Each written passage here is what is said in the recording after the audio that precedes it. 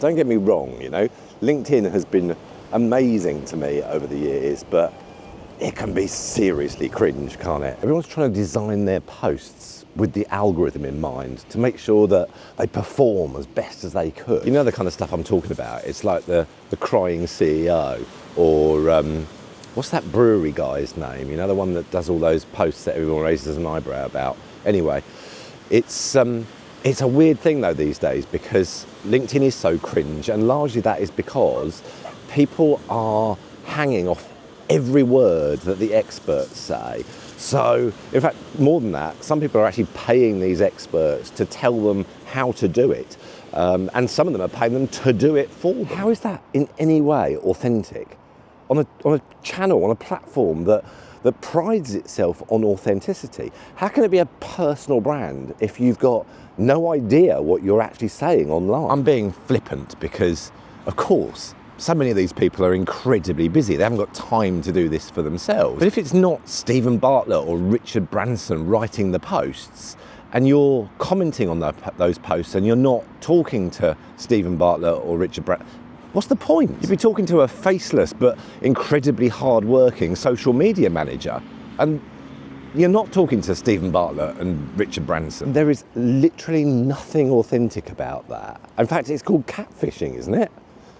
I should say, I don't know whether Stephen Bartlett or Richard Branson make and write their own posts. I'm merely using them as an example of busy people and don't want to be sued. I do think, however, that guy from the brewery, whatever his name is, I think he writes his own posts.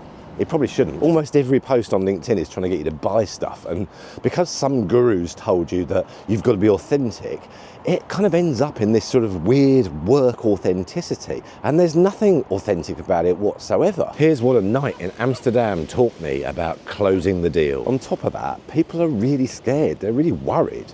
You know, what will your boss think about your post? What will your clients think? Will your friends take the piss out of you? Will your girlfriend leave you for posting on LinkedIn? But you've got your boss breathing down your neck to post because some guru has told them that posting on social media brings the business in. And so everything comes out in this big steaming pile of cringe. Or, unless you're being coerced into posting, you just don't post. You wouldn't be seen dead posting. Why would you post? This place is so cringe. It didn't used to be like this. It wasn't like this when I started. There were no rules. We just did what we wanted to do because it was fun, it was entertaining, or it might bring some value, or often both. So what needs to happen? Well, not posting on LinkedIn because it's cringe is just not an option in my book. There is an advantage to building what we call a personal brand on LinkedIn for your business, but also for your career. But 99% of you don't post. So if 1% of you actually started posting and didn't listen to the advice from all these gurus about hooks and everything else, all the other advice that they dole out, this platform would change overnight. It would literally be amazing. LinkedIn is a social network for professionals that helps people to connect, share skills, and find new opportunities. Its purpose is to help professionals be more productive and successful. It's not compulsory to be cringe. It's not in the rule book. So bosses, please stop trying to force your employees to post on LinkedIn. It's their LinkedIn account. Let them do with it what they want. Sure, set a few rules so that you know what the guidelines are. But only a few rules though. Give them the freedom to express themselves and don't pile on a load of expectations.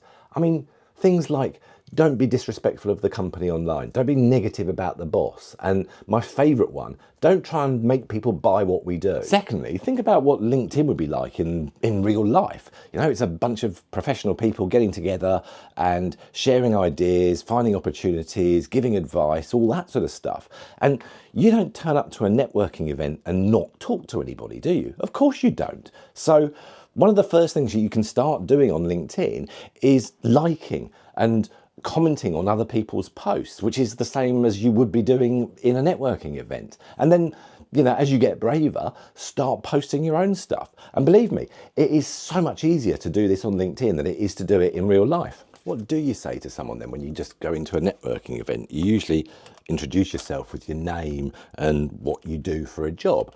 And that's already there on your LinkedIn profile. It's up at the top. So you don't need to do any of that stuff on your posts. And you don't start pitching either straight away, do you? You don't come in and say, hi, my name's Mark. I help people with their personal brands and professional reputations online. My prices start from £500 a month. Would you like to schedule a call? Of course you don't. That would be really, really weird. And actually, it may well be the reason that a few of you are not getting the engagement that you want on LinkedIn. You get to know people, you make friends, you turn up to nurture those relationships, don't you? You talk about your family, you give people advice, you take advice from them, you support people when they're having a tough time, you're honest with them when you're having a tough time yourself. You call them when you need what they do because you trust them, you like them, you know them, and they call you when they need what you do because they trust you, they like you, they've got to know you at the networking event. If there was more stuff like that going on LinkedIn, oh my God, it would be amazing. You can't expect any of that stuff to happen if you don't turn up consistently. And you can't expect any of that stuff to happen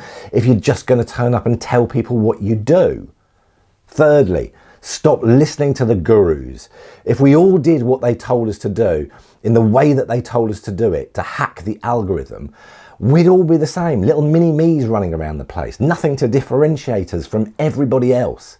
Be yourself. Not a version of yourself that you think you have to be to please the boss or please your clients. Talk about stuff that you care about, not what you think you need to talk about to convince people to buy from you. It's so easy to see through all of that bullshit. Here's the thing. If you do talk about stuff that you care about, there'll be other people that care about it too, and they'll probably be your future client. Look, it feels like I'm on a soapbox about all of this stuff, and I guess I am.